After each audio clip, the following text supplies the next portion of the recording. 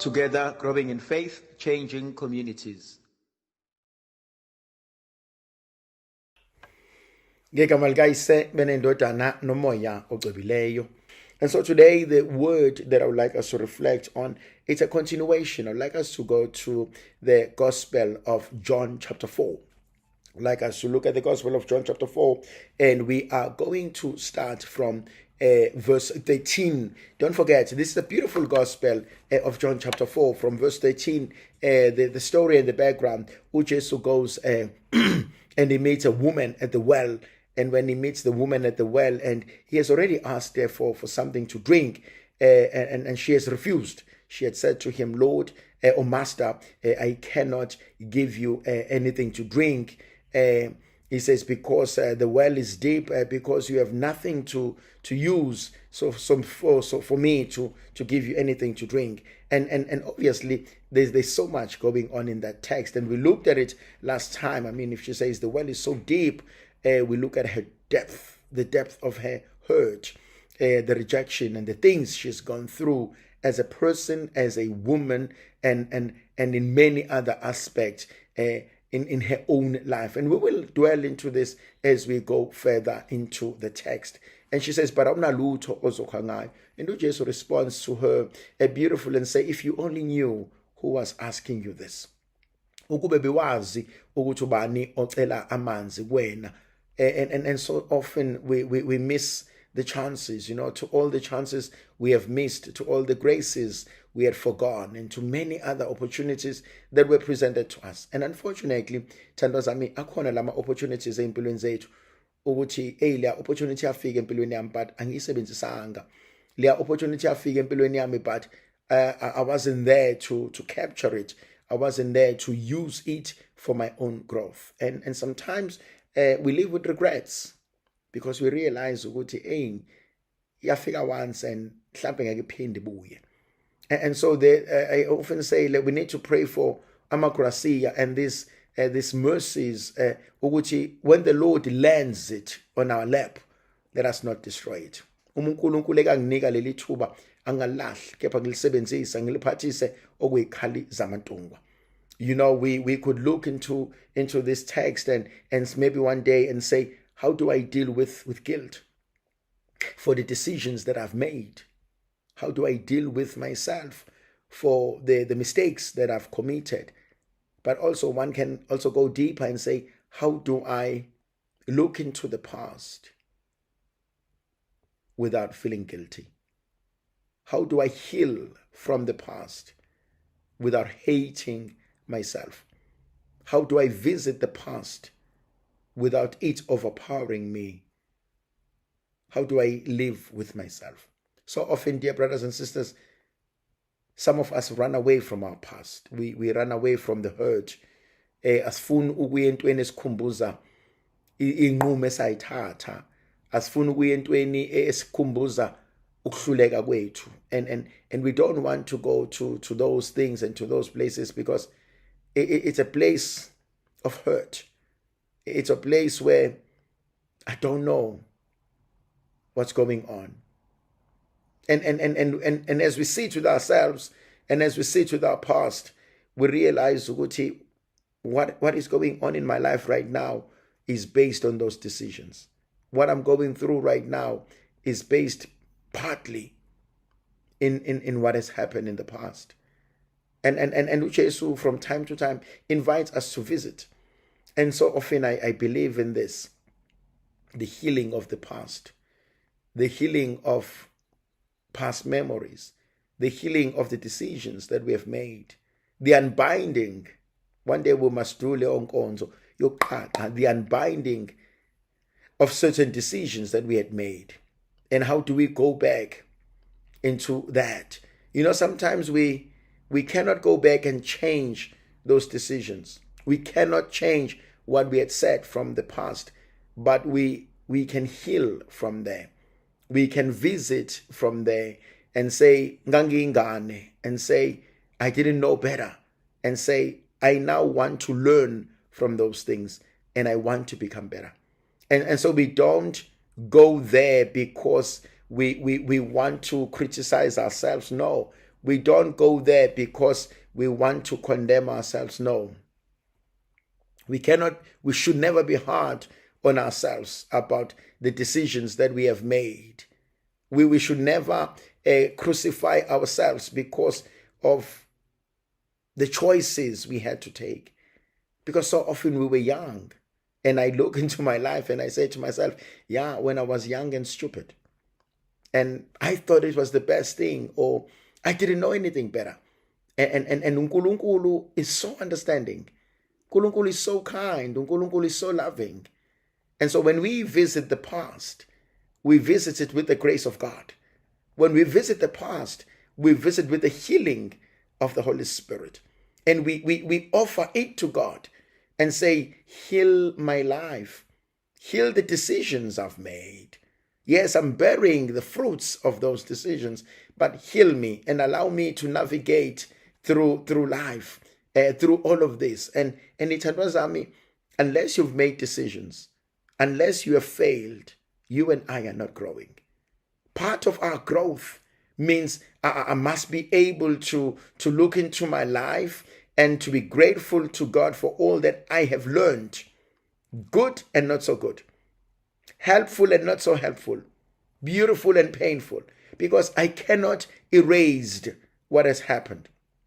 But I have control in the mercy of God. I have control in the forgiveness of God. And so we will look into this text today. In verse 13, so I'm reflecting on the Gospel of John chapter 4 from verse 13. That's what I'm reflecting on today. So in verse 13 Jesus says to her, everyone who drinks of this water will be thirsty again. Anyone who drinks of this water will be thirsty again. But whoever drinks of the water that I will give him will never be thirsty again. For the water that I will give will become in that person a spring of water welling up to eternal life. Then the woman says to Jesus, Sir, give me this water so that I will not be thirsty again or have to come here to draw more water. If you ever experience in your own life into something that you really believe you want this so much, you really believe that this could change your life, this is it for me. There's nothing else that I need. There's nothing else that I want except this. And Jesus says this to us. He says, the waters that I give you will make a change in your life. The prayer that I do for you will make a change in your life. The word that you read today will make a change in your life. The person that you meet today will make a change in your life. And so you soon realize, dear friends, there are certain things that are a life changer.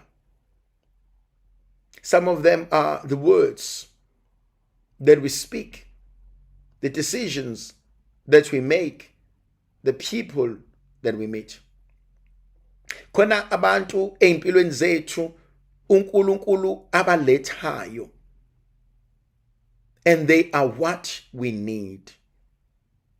Yabona khona abantu abazofika empilweni yakho when you are at your worst, where you are hurting, where you are doubting yourself, where you are questioning everything about your life. And these people will come into your life. And as they come into your life, they become a blessing. And if we are reflecting people, we therefore look at them and we thank God for them. Go back to St. Paul. So often he will say, I thank my God each time I think of you. And when I pray for you, I pray with joy. Kunabantu empilweni zethu abayisibusiso. Kunabantu empilweni zethu esimbongayo uNkulunkulu ngabo. Kunama experiences that we have gone through. Kunama experiences that has taught us so much. Kunama experiences that in the eyes of people were meant to destroy us. But we can only be grateful to God because I am now a better person. Yabona kunabantu empilweni zethu who've always been by our side. Kunabantu empilweni zethu who've always believed in us. kunabantu empilweni zethu who've always supported us. And siyambonga uNkulunkulu ngalabo bantu. Uthi uJesu namhlanje mina amanzi engiyokunikeza wona. The waters that I will give you will spring up into your belly, but you will never have to come here again. Kunezinto empilweni that you say, I no longer want to come here anymore. I no longer want to experience this anymore. Omunye umuntu mumbuza ukuthi, if you could change the hands of time, would you still want to go through this? And some people will say, no. It was so painful. I don't think I will survive the second time. And there are experiences like that. When life has just become too much. Once, I can do it. Twice, no. I don't think I will make it. And so kunama instances empilweni zethu, as we look, as we reflect, as we go deeper, esithi Nkosi ngiyabonga, it didn't destroy me, it made me stronger, but ngicela unginike amandla oqhubekela phambili. Then uJesu says to this woman in verse 16, go call your husband and come here. Hambobiza indoda yakho uze nayo lapha. And the woman says, I have no husband. Jesus said to her, you are right in saying, I have no husband, for you'd had 5 husbands, and none of them are yours. That's so powerful. So Jesu hambobiza indoda yakho. Athi omunye anginayo. Athi uJesu qinisile. Usube namadoda amahlanu. Naleno hleli nayo akuyona yakho. I like it ngesizulu. Nalena ohleli nayo akuyona eyakho. Now let's take away indoda. But let's work with this word. Nalokhu engikubambile akukona kwami. Nalokhu engikufumbethe akukona kwami. Nalokhu okuphambi kwami akukona kwami. Nalokhu engithenjise kona akukona kwami. There is pain in that word. It's not yours. It's not mine. Zingaki izinto moya ongcwele esihleli nazo esitshela ukuthi ezethu. Zingaki izinto moya ongcwele esezisixabanise nemndeni yethu sitshela ukuthi lokho kwami, and only to realize akona okwami. Bangaka abantu esingasabhekani nabo ngoba ngithi ngivikela okungokwami, and only to realize it was never mine. Yabona lenkonzo yokuqonda ukuthi akona okwami ihlungu, kodwa futhi it liberates. It liberates to realize ukuthi lokho kuphambi kwami akusiko kwami, ngingaphucwa kona noma inini.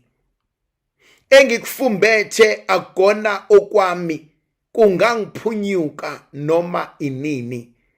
It is a sad and yet beautiful reality. I own nothing, and I will never own anything in essence. It can be taken away from me at any given time. Nalokhu engiyitshela ukuthi kungokwami, uNkulunkulu sangangiphuca kona. Abantwana akusiba bami, ngibolekiwe. Isikhathi akusona sami, ngisibolekiwe. Abangani akusiba bami, ngibabolekiwe. Ingqondo akusiye yami, ngibolekiwe. Impilo akusiye yami, ngibolekiwe. Imagine if we lived with that principle. Akona kwami, ngikubolekiwe. If we were to live with that principle, don't you think singaphathisa okwekhali zamantungwa? Don't you think we will value it so much? ngeke senze into ngelinye ilanga engaphoxa umnikaziyo. Don't you think siyophatha kahle knowingly ukuthi lokhu okuphambi kwami kuyisipho, lokhu okuphambi kwami uNkulunkulu angangamuka kona noma inini. The other thing that allows me to reflect deeply is the realization ukuthi kukangaki ngixabana nabantu ngento engiyitshela ukuthi ngeyami kanti akuyona eyami. Kukangaki ngilwisana nabantu abanye bethu abasabuyelanga emakhaya, abasazwani nemndeni yabo, abasazwani nezingane zabo, abasazwani namuntu, because they are under this impression okwabo, but it's not. There's something I love that liberates my spirit. To own nothing, to belong to no one but God. And when I turn Bazami, there is this beautiful text in the scriptures. Though he wasn't the Son of God, St. Paul says, he emptied himself. Though he was in the Son. Wathi enobunkulunkulu bonke, kodwa akaze abubambu uNkulunkulu bakhe wabenza kwayinto afuna ukulwisana ngayo. There is a beautiful concept. He emptied himself. The Greek word for it, it's kenosis. We are used abantu methi usibanibani is so full of himself or herself. Eyavuyitshela wena uyibona ukuthi ungcono. The opposite of that is to empty yourself. Ngicela igrace likaNkulunkulu, Nkosi, yonke lento mina engizibona ngiyona, engiyitshela ngiyona, engicabanga ukuthi ngcono ngayo kwabanye abantu, ngikhiphe yona Nkosi. Ngiyayithanda inkonzo yokuthulula, because when I'm emptying myself, I'm left with nothing. And the most beautiful thing is that as I'm emptying myself, I am filled with the grace of God. Nabona ithandwa zami, awukwazi ukuphoxa umuntu ongeyilutho. Awukwazi ukuphoxa umuntu onabe thona, awukwazi ukuphoxa umuntu vele ongaregardwa as any other thing, because vele akayilutho. And awuphoxeki ngoba vele abantu abanendaba nami. Awuphoxeki ngoba vele you are not in their status. Awuphoxeki ngoba vele they don't regard you. Kanti ave kulula ukuphoxeka mangiyitshela ukuthi ngcono. Akuve kulula ukuphoxeka mangiyitshela ukuthi I'm the thing empilweni. Ngiyithanda mina lenkonzo yokuzehlisa. Balekile inkonzo yokwehlela ngezantsi. Balekile inkonzo yokuyikhumbuza ukuthi angilutho mina. Balekile inkonzo yokuyikhumbuza ukuthi ngiphile emseni kaNkulunkulu.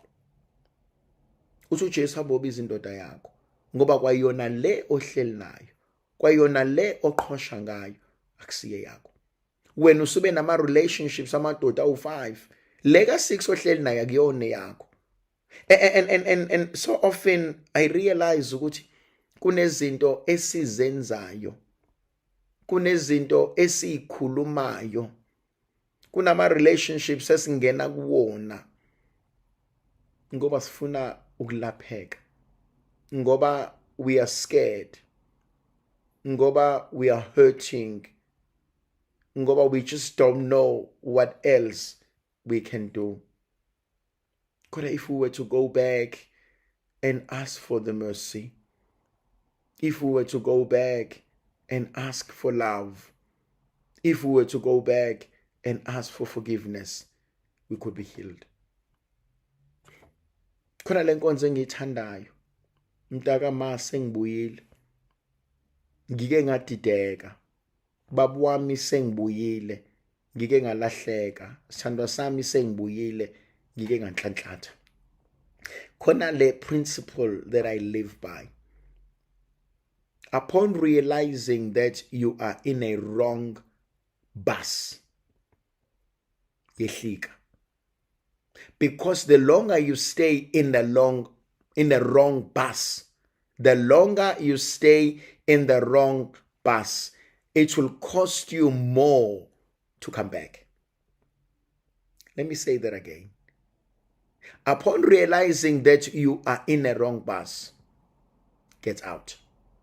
Because the longer you stay in the wrong bus, it will cost you more to come back. Uma uzibona ukuthi ugibele isitimela esi-wrong, ehlika. Ngoba uma ungehli, kuzokubiza kakhulu ukwehlika sesambili isitimela ibanga elide, sekumele ubuye, ngcono wehlike usemanje. And leyo nto ayive ngisiza, ayive ingelapha. The longer I stay in this, it will cost my life. And that's the word for today. The longer I stay with this, it will cost my life. The longer I stay with this, it will destroy my relationship. The longer I tolerate this, it will alienate me from the people I love. It is an important decision. It is a painful decision. Because the longer I stay, it will cost me. Angikwazi ukuqhubeka ngihlale ngoba izongibulala lento.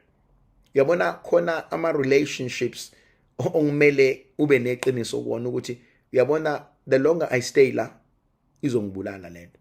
Uma ngiqhubeka kanje lento izongihlukanisa nomndeni wami. Uma ngiqhubeka kanje lento izongiqhatha nonkosikazi wami. Uma ngiqhubeka kanje lento izowuchitha umuzi kababa. Even at home, uma lento siyiqhubeka kanje ingane kaMange esingenelane. Uma lento siyiqhubeka kanje ingane kama abantwana bethu bothakathana. Uma siqhubeka kanje ingane kama lezi ingane ngelinye ilanga zosingenela ngesibhamu sibulale. The longer I stay with this, it will destroy my life. But I must be honest with myself.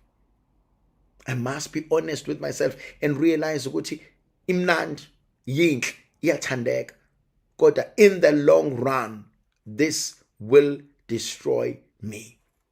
And I must be honest with myself. And ngimele ngimcela uNkulunkulu ukuthi Nkosi ngiyacela ukuba ungisize. Now there is a funny part here. The woman answers Jesus, I have no husband. Jesus says, you have said right, I have no husband, for you have had 5 husbands, and the one you now have is not yours. What have you to say to this? And the woman said to him, Sir, I see that you are a prophet. Our fathers worshipped on this mountain, but you say that Jerusalem is a place where people ought to worship. Jesus says, wait, woman.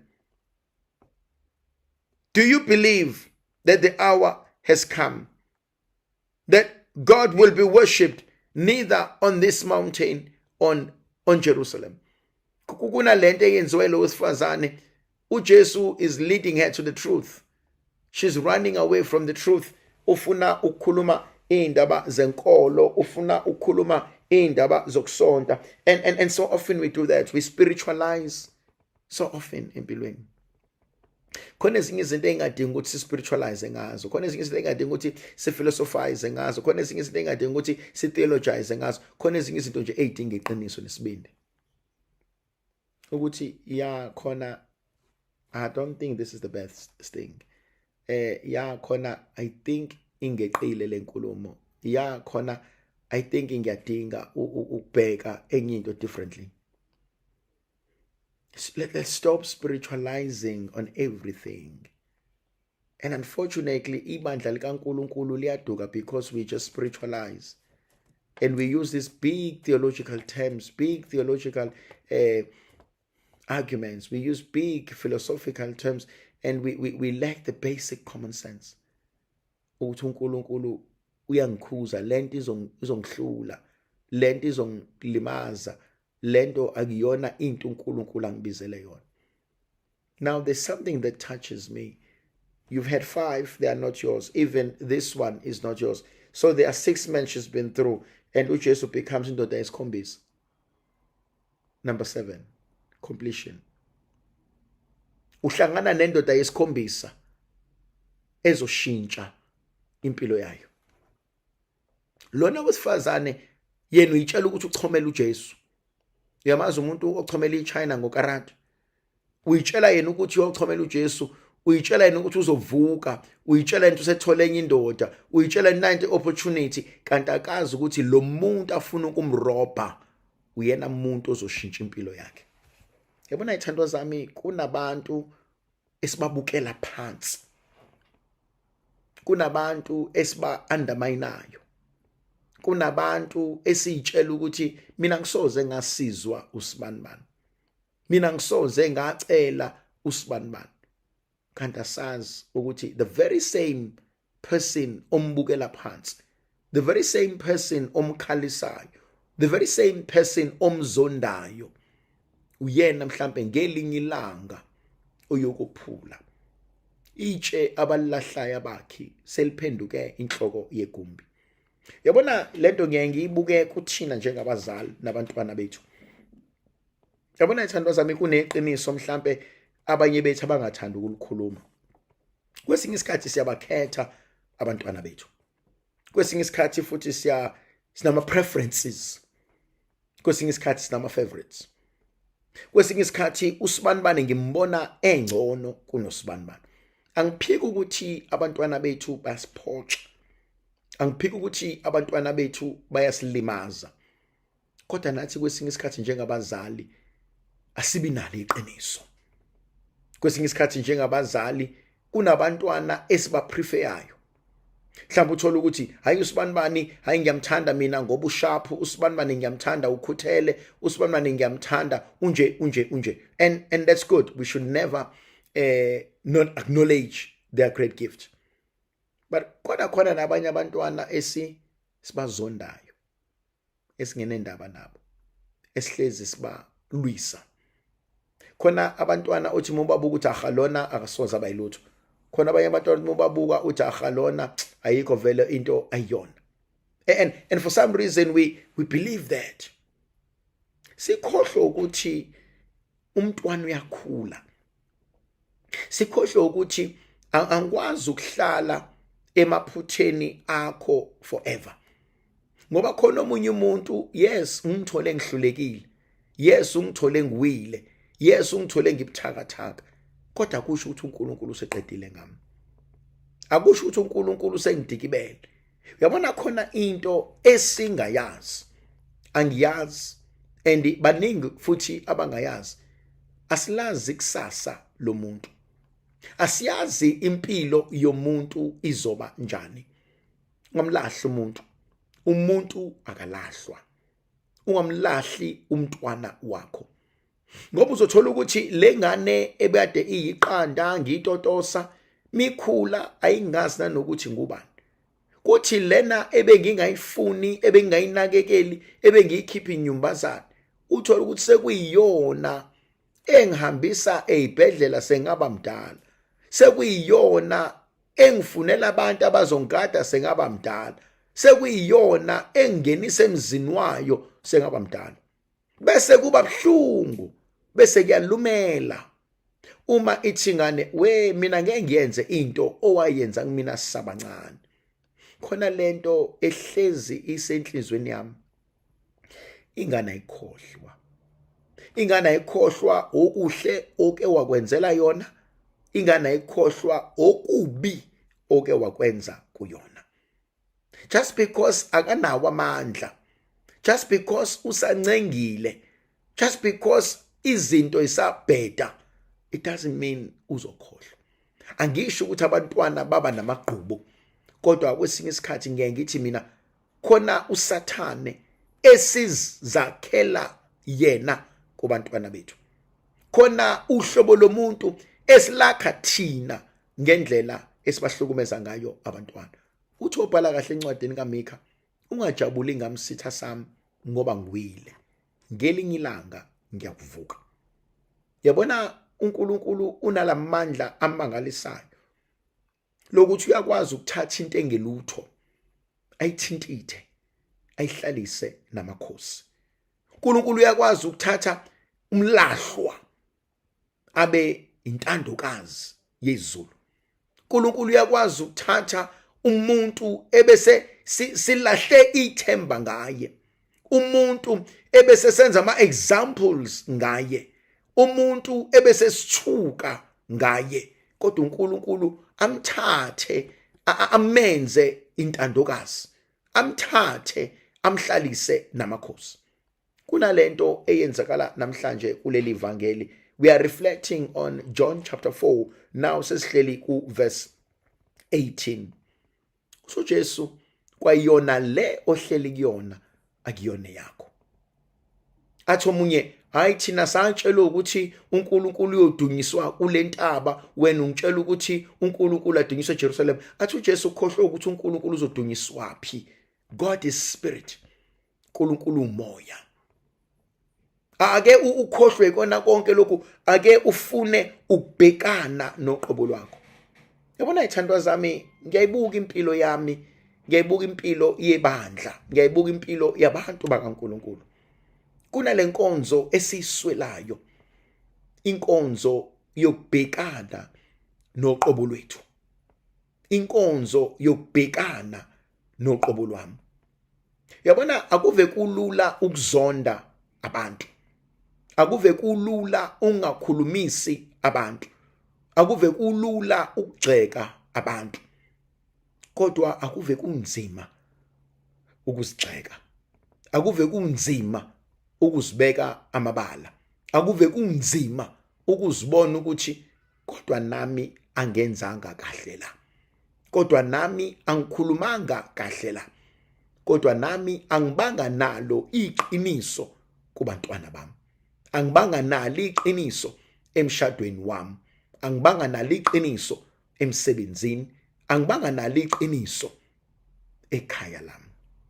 Yabona khona uhlobo labantu oluthi mase lixakekile, khona uhlobo lwabantu oluthi mase konakela izinto, very few are able to admit, uyabona ke la ngibhedile, uyabona ke la I misjudged, uyabona ke la I didn't think this through, uyabona ke la bengithatha ichance. Thandwa zami, I think sesibadala enough not to lie to ourselves. Sesibadala enough to know ukuthi kodwa ngiyaswela ukukhuluma iqiniso, at least to myself, at least to myself, ukuthi uyabona kodwa lana ke Thembelani, I don't think wenze kahle, and be honest with myself ukuthi ngizosilungisa kanjani lesimo. Thandwa zami, khona ezinye izimo engeke ilungiseke, kodwa athi omunye umuntu bebengifuna uacknowledge ukuthi but you were wrong. Angisho ukuthi shintsha ngoba ayiseke into sengashintsheka, angisho ukuthi enza imlingo ngoba ngeke senze, kodwa at least i-acknowledgement goes a long way. And I acknowledge for myself ukuthi ngenza iphutha la and ngiyaxolisa. Ayikho into edlula le ngoba kumina it's a sign of growth, it's a sign yokuthi bengingabonanga, bengithi ngeke ungibambe, bengithi ngishaya ichance, bengithi nami ngiyakuzama. But at least I'm being honest. And I always say to myself, I would rather work with someone who's honest than to stay with someone ocabanga ukuthi ngisilima. I would rather work with someone who's honest than to stay with someone who takes me for a fool. Ngoba uyitshela ukuthi ngisilima, kodwa ubulima apheli, ukuhlakanipha kuyaphela. And so there's something which Jesu ayishoyo. Now, esiqhubeka naleli ivangeli, the woman leaves the bucket and she goes into the city. And as she goes into the city, there is a beautiful word she says. uthi mayifika endaweni uthi ngitholile indoda engitshele konke. Ngitholile indoda engitshele konke ebengidinga ukukwazi. And many women from that town believed. Mayfika lo wesifazane that something had happened. They believed ukuthi khona lento azobuya na. Why? Une track record. Methi ngitholile indoda engitshele konke. Ngimtholile umuntu who's given me what I've always needed, and yet I never thought I needed it. Uyamazi umuntu ozohamba aye on a vacation noma kwi break and mayisebuya ish, I didn't know I needed this. Uyamazi umuntu ozoya esontweni athi mayisebuya athi kwaze kwamnandi, I didn't know I needed this. Yamazi umuntu ozongena emkhulekweni either umenye umngani wakhe noma contact ikhona and imenzela umehluko athi I didn't know I needed this. Kunezinto that we need but we are not even aware siyayidinga. Kunabantu esibadingayo we are not even aware siyabadinga. Kunoguquko esilidingayo we're not even aware siyalidinga. Uthi ngitholile indoda engitshele konke. Ngimtholile umuntu ongikhumbuza ukuthi ngubani. Siyamdinga umuntu ongekasilahle. Siyamdinga umuntu ozosihlalisa eqinisweni elinguNkulunkulu. Siyamdinga umuntu ozosikhumbuza umusa kaNkulunkulu. Thi ngitholile indoda engigeqele igula. Ngitholile indoda engixoxele izinto ebengiyidinga. Yabona khona into uNkulunkulu athi mayenze empilweni yomuntu abe nenhloso enhle. Khona into uNkulunkulu athi mayenze empilweni yomuntu athi sengikhathele. Athi obhala kahle athi ngikuzwile ukukhala kwabantu bami. Athi usizi lwabo selifikile kumina. Athi angisakwazi to take this. Athi I cannot hold it anymore. Athi I cannot deal with this anymore. Athi no sekwanele. Athi uNkulunkulu senikhale kwanela. Athi uNkulunkulu senimemeze kwanela. Athi angisafuni manje. Yamazi umzali mesethi angisafuni ngezingane zami manje. Usuke sezoshintsha izinto lapho noma ubaba athi ngeke hayi sengihloniphe kwanela mfowethu. Sengikubekezele kwanela. Athi kodwa musuthinta izingane zami usuthinta mina uqobo lwami. Musuthinta umkami usuthinta mina uqobo lwami. Musuthinta umyeni wami uthinta mina uqobo lwami. Musuthinta umzali wami uthinta mina uqobo lwami. Sho njalo namhlanje uNkulunkulu ngalo wesifazana uthi ngiyitholile indoda engitshele konke. Yabona umkhuleko wami namhlanje ngathi bengathi ngimtholile uNkulunkulu othe uzongenzela konke. Ngimtholile uNkulunkulu ongilungisela konke. Ngimtholile uNkulunkulu othi noma isimo sikanje usangasiguqula. Athi noma isimo sikanje usangangelapha. Noma izinto sezikanje usangangenzela umusa. Khona lento esiyiswelayo usuku nosuku ithandwa zami ukuthi inkosi ngehluleka. Mina ngokwami ngehluleka. Khona isigaba esifika empilweni la okumele ngibe neqiniso ukuthi amandla amaseyaphela la. Amandla amaseyaphela ngisakwazi ukugwedla. Amandla amaseyaphela angisakwazi ukuqhubekela phambili. Amandla amaseyaphela angisakwazi ukugijima. Amandla amaseyaphela ngiyacela Nkosi ungisize. Khona le nkonzo engiyithandayo ethi ngenelela moya ongcwele. Ethi ngenelela moya weqiniso. Ethi ngenelela uNkulunkulu ohlakaniphileyo. Athi ngenelela uNkulunkulu okwazi ukusenzela konke. Athi ngenelela uNkulunkulu okwazi ukudala konke. Athi ngenelela uNkulunkulu owazi mina noqobo lwami lonke. Yabona siyiswela inkonzo yokumcela uNkulunkulu. Siyiswela inkonzo yokumnxusa uNkulunkulu. Siyiswela inkonzo ethi moya weqiniso ngenelela ngoba mina ngiyahluleka. Yabona akufunakali ithandwa zami size sikhohlisa uNkulunkulu. Akufunakali sibe so strong to a point yokuthi sesikhohlisa uNkulunkulu simtshela ukuthi asimdingi, simdinga. Ayaphela amandla.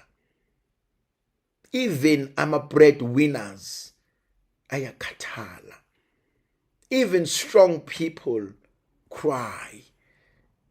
Even loud people experience the beauty of silence. Uma amandla akho wena ekuphelela, wenze njani? Uma amandla akho wena encipha, wenze njani? Yabona ayikho into ebuhlungu than ukuza umuntu ebhekene nobunzima. Athi yabona mina kwakuthi mase kunzima kanje, ngiyazi ukuthi ngizofonela uma, ngiyazi ngizofonela ubaba, ngiyazi ngizokhuluma nomalume nogogo nomkhulu. Athi kodwa manje angisena muntu. That's one of the most painful realities. Ukwazi ukuthi angisena muntu engingaya kuyena. Angisena muntu engingakhala kuyena. Yabona, one of the most beautiful experiences awusoze wayeka uba ingane kumzali wakho. Ungaba ngwevu, ube mdala, ube nabantwana bakho, but when you go through amanye experiences, you want to be strong. When you go through amanye experiences, you want to make sure everything is in control. Wait till qhamuka umzali wakho. And the moment umbona uma nobaba sebengene egcekeni, you break down. And the reason why you break down, it's because usefikile umuntu engikwazi ukuba ingane kuyena.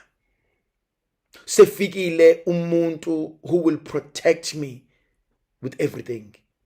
Sefikile umuntu engadinga ukupretenda mase kukhona yena. Umuntu nomuntu uyayidinga leyo nto. Ngidinga umuntu owaziyo ukuthi I can be strong and I can fight and I can do this. Kodwa mase kufika usibanibani, I can break down, I can cry. I know I'm protected. Kwesinye isikhathi lowo muntu akasiki ubaba kuwena, in a sense ukuthi akakuzali. Kodwa kwesinye isikhathi lowo muntu can become your spiritual father. Ukuthi mase ngibikele yena, ngiyayazi le ndoda kaNkulunkulu. Omunye umuntu can be a spiritual mother.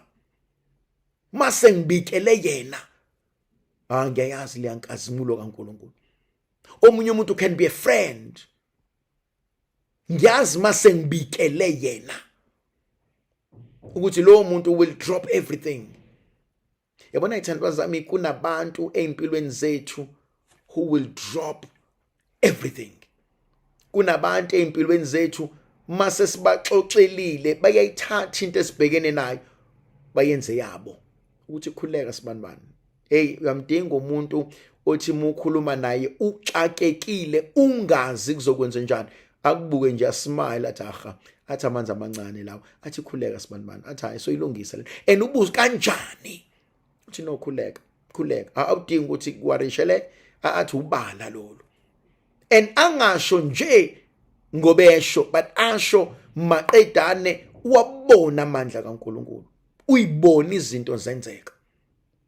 Siyamdinga umuntu onjalo engaziyo ukuthi mase ngibikele lo sekuphelile. Hayi ngoba ngimenza uNkulunkulu wami wasemhlabeni, no, but ngiyazi mangibikele yena lo muntu. Khona abantu empilweni ngathi bano direct line noNkulunkulu. Khona abantu empilweni engithi mangiqeda ubaxoxela into kube ngathi khona into esisusiwe emahlombami. Siyabadinga abantu abanjalo. Uthi owesifazane uthi ngiyitholile indoda engitshele konke. Yazi ngathi uzothi ngiyitholile indoda esuse inyembezi zeminyaka. Ngiyitholile indoda egcwalise okwadliwa isikhonyana empilweni yami. Ngiyitholile indoda engenzele iqiniso. Yabona khona abantu abenza iqiniso ngeimpilo zethu. khona abantu abenza ubulungiswa ngempilo zethu. Yabona uthola ukuthi usuhambe la nala usufune la nala usuzame la nala. uNkulunkulu akulethele nje umuntu oyedwa bese uyayibuza ukuthi kodwa Nkosi ubekephi lo muntu sonke lesisikhathi? Ngishayeka ngapha nangapha, ngilimala ngapha nangapha, ubekephi? Athi uNkulunkulu ukhuleka, akusasiza ukubuza ukuthi ubekephi. Okusizayo ukwazi ukuthi sengifikile. Ngiyithanda mina leyo nkonzo yokwazi ukuthi sefikile uNkulunkulu. Ngiyithanda mina leyo nkonzo yokwazi ukuthi sefikile uNkulunkulu sezolungisa konke. Wona umkhuleko wami namhlanje ekseni ithandwa zami ukuthi usefikile uNkulunkulu. Futhi uNkulunkulu uzokwenza konke.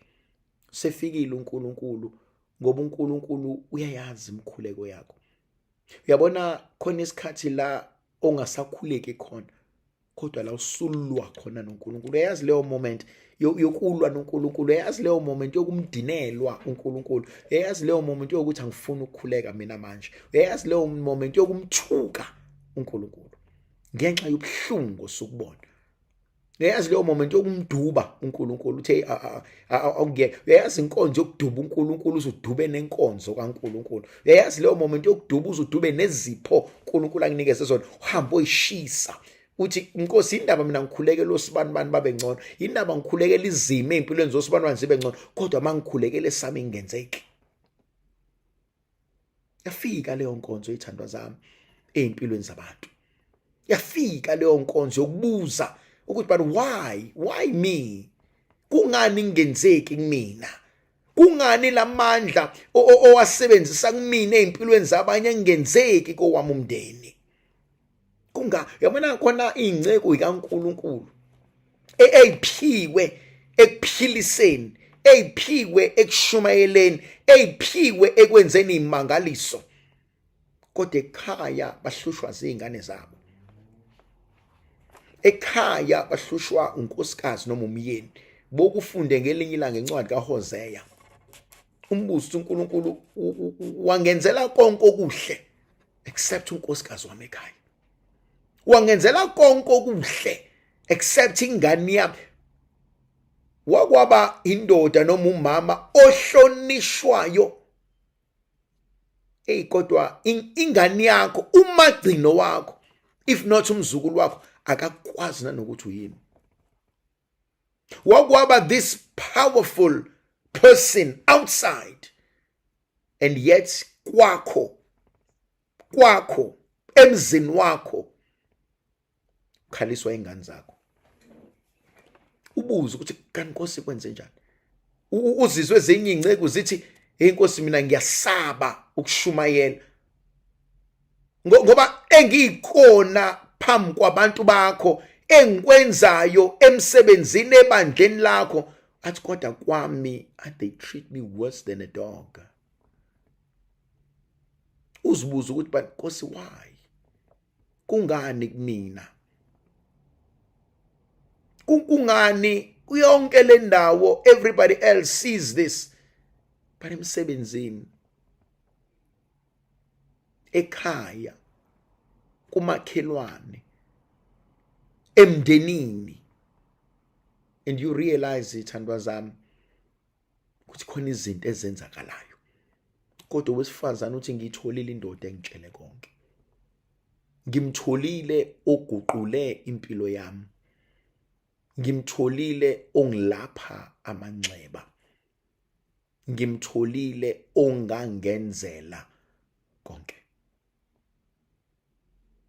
Ngiyithanda inkonzo ayishoyo.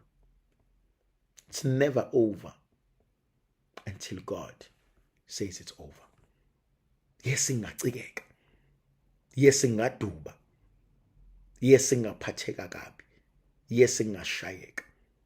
Kodwa uthi mesho njalo wesifazane lithi izwi likaNkulunkulu abaseSamaria bonke bathi mabembona uJesu bemmema. In verse 39, many Samaritans from that town believed in him because of the woman's testimony. He told me all that I ever did. So when the Samaritans came to him, they asked him to stay with them, and he stayed with them. And many more believed because of his word. And they said to the woman, it is no longer because of what you said that we believe in him, for we ourselves have heard, and we now know that this indeed is the Savior of the world. I'm not sure noma I understand and learn. Idolobha lonke laphendulo okwesifazane. Ngezwe lodwa nje alisho. Wathi ngimtholile ongitshele konke. Bathi laba siyakholwa ukuthi uNkulunkulu ngoba sizwa ngawe. Kodwa we are even more convinced because sesibonile. Sesiyibonile lento uNkulunkulu ayenzile kuwena, and sesiyarealize ukuthi lento uNkulunkulu ayenzile kuwena nathina useyenzile. Eyithandwa zami, itsha balilahlayo bakhe seliphenduke inhloko yegumbi. It's not over. It's not over yet. Khona izinto uNkulunkulu azenzayo empilweni yakho. Khona izinto uNkulunkulu azenzayo empilweni zethu. Khona izinto uNkulunkulu azenzayo empilweni zabantwana bethu.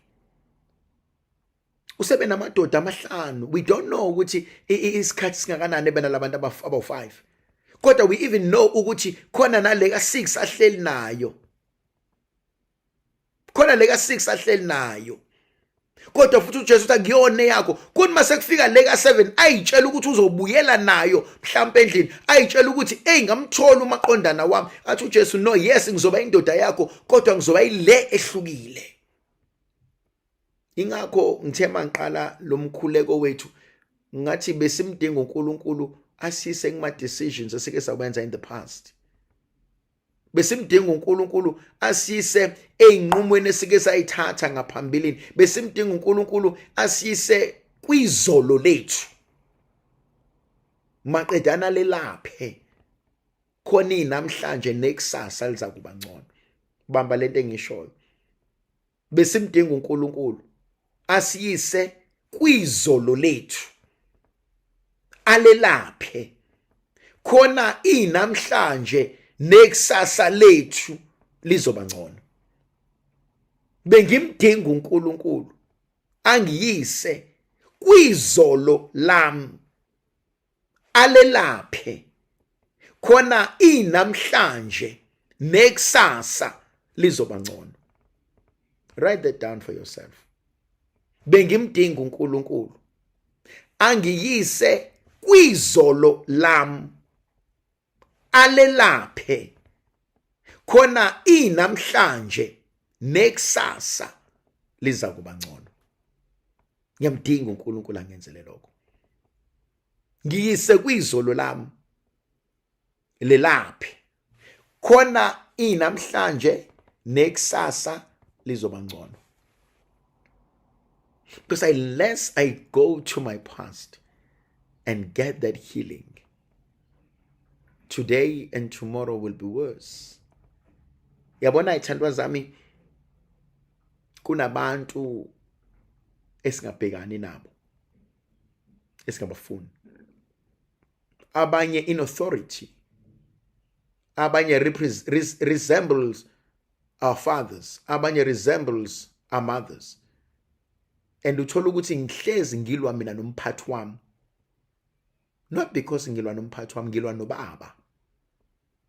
Hayi ngoba ngilwa nomphathi wami, ngilwa noma. Unless ngicela uNkulunkulu eze aye kwizolo lami. Alelaphe. Ngiyamdinga ukuthi aye kwizolo lami. Afika alelaphe. Khona namhlanje nekusasa lizoba ngcono. Khona namhlanje nekusasa kuzophileka kulona. Ngaphandle kwakhe uNkulunkulu ngeke ngizenzele. I need him ngegama likaYise benendodana nomoya ocwebileyo. Amen.